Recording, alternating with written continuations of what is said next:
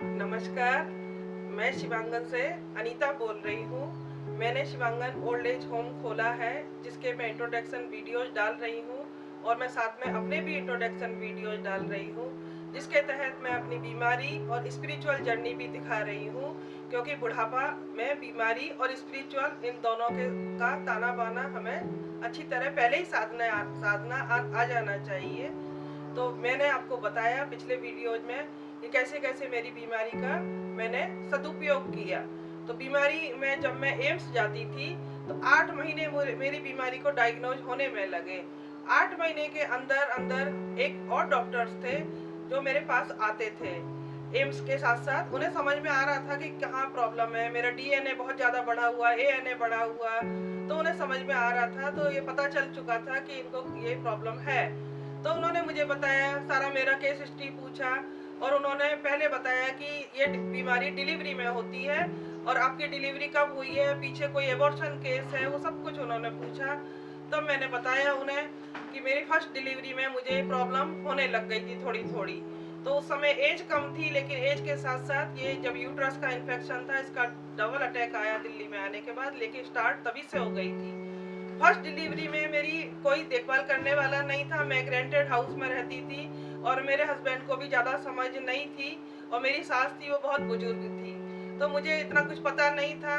Hospital से आते ही मैंने सारा काम किया, ना ढंग से डाइट ली, ना डिलीवरी में मैंने आराम किया, तो उसके कारण मुझे ये प्रॉब्लम हो गई। तो मैं इसके साथ साथ एक अपील भी करना चाहती हूँ कि जिसके भी घर में कोई बच्ची है, कोई डिलीवरी है, अड़ोस में है, पड़ोस में है, आप उनका ध्यान रखिए कि मातृत्व बहुत कीमती उपहार है भगवान का दिया हुआ, इसका मजाक न बनने दें। अपनी बहन बेटी है, उनका ध्यान रखें, साथ में जो दूसरे की हैं उनका भी ध्यान रखें। अगर अड़ोस पड़ोस में भी कोई है इस तरह का केस दिखता है, इससे मैंने एक सबक लिया कि मेरे सामने कोई भिखारी भी अगर दिखती थी प्रेग्नेंट है, मैं उनका खाने पीने का ध्यान रखती थी, उनको जो मेरे से बनता था मैं करती थी। तो जीवन में जो संघर्ष आते हैं वो हमें कुछ ना कुछ सिखाने आते हैं। अगर आपने अपने जीवन से सबक ले लिया तो आपको किसी भी दूसरे सबक की जरूरत नहीं पड़ती। तो मैंने ये समझ लिया था। फिर मैं जब एम्स में अपना ट्रीटमेंट करवाती थी तो उस समय जो मैं उस पेन से गुजर रही थी, इतने खतरनाक मेरे चेकअप हुए, मैं एक इंजेक्शन से डरती थी और वहाँ मैंने सब फेस किया, लेकिन मेरे चेहरे पे उफ नहीं आती थी। डॉक्टर्स कहते थे कि पेशेंट कहाँ है, पेशेंट को लेके आओ। मेरे हस्बैंड कहते थे यही पेशेंट है, तो डॉक्टर मुझे घूर घूर करके देखते थे। तो ये मेरा, क्योंकि मैं शांत स्वरूप आत्मा हूँ, मैं उसी का अभ्यास करती थी, क्योंकि स्पिरिचुअल पे मैं रास्ते पे चल चुकी थी और मैं समझ चुकी थी कि दुख भी मेरे भाग्य का एक हिस्सा है, उसे मुझे सहन करना है। अपने दुखों को मैं अपनों से छुपाती थी। मैंने अपनी माँ को, बहन को, किसी को नहीं बताया, क्योंकि वो यहाँ आएंगी तो रोना पीटना मचाएंगी तो मुझे और प्रॉब्लम होगी। मेरे घर में संभालने वाला कोई नहीं था। मेरा बड़ा बच्चा बाहर था, मैं उससे भी अपने दुख को छुपाती थी, उसकी पढ़ाई डिस्टर्ब होगी। तो जब ये कहते हैं कि हमेशा सत्य बोलना चाहिए, मुझे इस सेंटेंस पर भी आपत्ति है। सत्य बोलना तब चाहिए तब हमें किसी के सत्य में क्या हूँ, मुझे क्या बोलना है, मुझे उसका ज्ञान होना चाहिए भले बुरे का।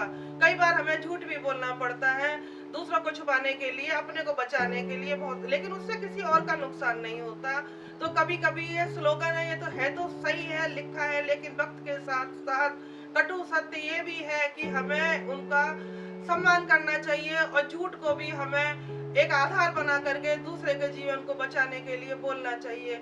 क्योंकि अगर मैं अपनी माँ को ये बताती कि मैं ऐसे ऐसे प्रॉब्लम से जूझ रही हूँ, तो मेरी माँ धर्म संकट में आ जाती। जो बाद में पता चलने के बाद धर्म संकट में आई थी कि बेटे को बचाए, बेटी को बचाए। तो हमें किसी के लिए धर्म संकट नहीं बनना, हमें धर्म की मर्यादा रखनी है।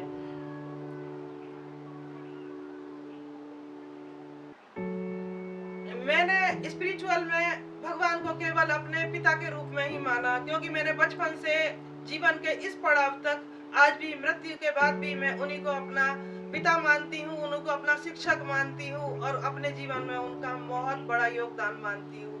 धर्मराज भी मैं अपने पिता को मानती हूँ, क्योंकि वो गलतियों के धर्मराज थे और किसी रूप में मैंने कभी भी उनका अनुभव नहीं किया।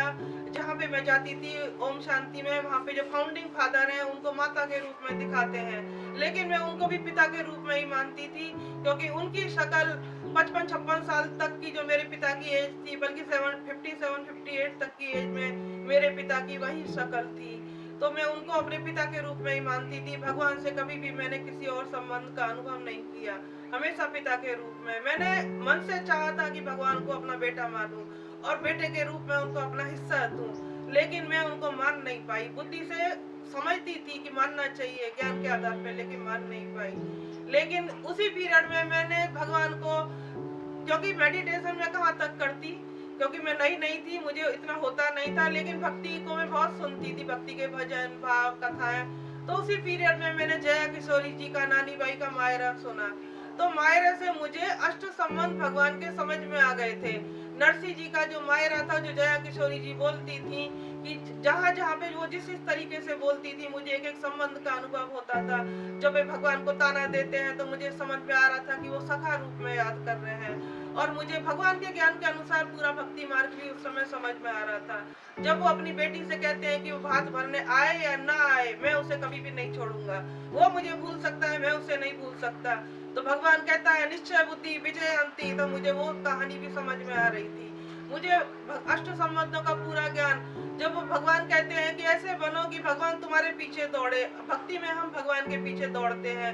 जब वो गाड़ी में जाते हैं नरसिंह जी, और पीछे पीछे वो दौड़ते हैं भगवान कृष्ण उनके पीछे पीछे, कि जब वो भजन चलता है तो मुझे अनुभव होता है कि भक्त ऐसा हो जिसके पीछे भगवान दौड़े। तो आप बुढ़ापे को एक अपने आध्यात्मिक जर्नी का एक माध्यम बना करके आगे की यात्रा को कैसे सुगम बना सकते हो। दुखों से मैंने ये अनुभव किया कि दुख हमें शिक्षक बनकर आते हैं, और दुख में हमें केवल और केवल भगवान पे भरोसा रख करके अपने दुखों से पार ले जाना है, और धीरे धीरे अपनी नैया को उस खेवनहार के हवाले कर देना है।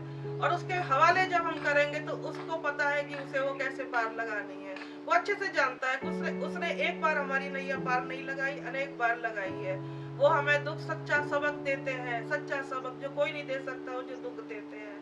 तो मैंने अपने दुखों को भी अपना शिक्षक बनाया। अपने पिता के साथ साथ हमेशा अपना मार्ग स्वयं चले, अपने मार्ग को खुद चुने और खुद उस पर चले, दूसरे के हाथ में कभी भी बागडोर नहीं दे। किसी भी स्पिरिचुअल सेंटर में जाने से पहले भी एक लिटरेचर पढ़ें, जिसको आपको खुद पता चल जाता है कि हमारे लिए कौन सा मार्ग है। उसको पढ़ें, उसको समझें, उस पर चलें। अगर दूसरा गलत बोल रहा है या वो हमारे लिए नहीं है, हो सकता है दूसरा सत्य बोल रहा हो, वो जिस मार्ग पर चला हो वो आपके लिए नहीं है। सबका अपना अपना मार्ग है। अब जैसे सत्य बोलो ये एक मार्ग है, लेकिन मैंने समझा कि नहीं बोलो, जहाँ पे जरूरत है वहाँ पे झूठ बोलने से भी अगर मेरा काम सत्य होता है, सत्य से भी ज्यादा आसान होता है, तो मैं बोलूंगी, 1000 बार बोलूंगी। कोई मुझे सत्य नहीं बुलवा सकता। अगर कोई कहता है सब कुछ दे दो, जो मेरा है वही तो दूंगी, दूसरे का कैसे दे दूंगी। अपने रास्ते पे खुद बनाओ अपने मार्ग और उन पर दृढ़ता से चलो। मेरा ऐसा भरोसा है कि भगवान तुम्हें कहीं ना कहीं जरूर मिलेगा, और तुम्हारे जीवन को बहुत आसान करेगा, और तुम्हारे माध्यम से औरों का भी आसान करेगा। अपनी आध्यात्मिक यात्रा के जरिए मैं यही बताना चाहती हूँ, और अपना शिवांगन ओल्ड एज होम का उद्घाटन करने से पहले मैं अपना परिचय, अपने शिवांगन का परिचय दृढ़ता से रखना चाहती हूँ, ताकि जो आए मैं दृढ़ता से उनको रखूँ अच्छे से, और मुझे पता है कि आगे मुझे क्या करना है, भगवान मुझे वो रास्ते पर लेकर जाएगा। धन्यवाद, नमस्कार।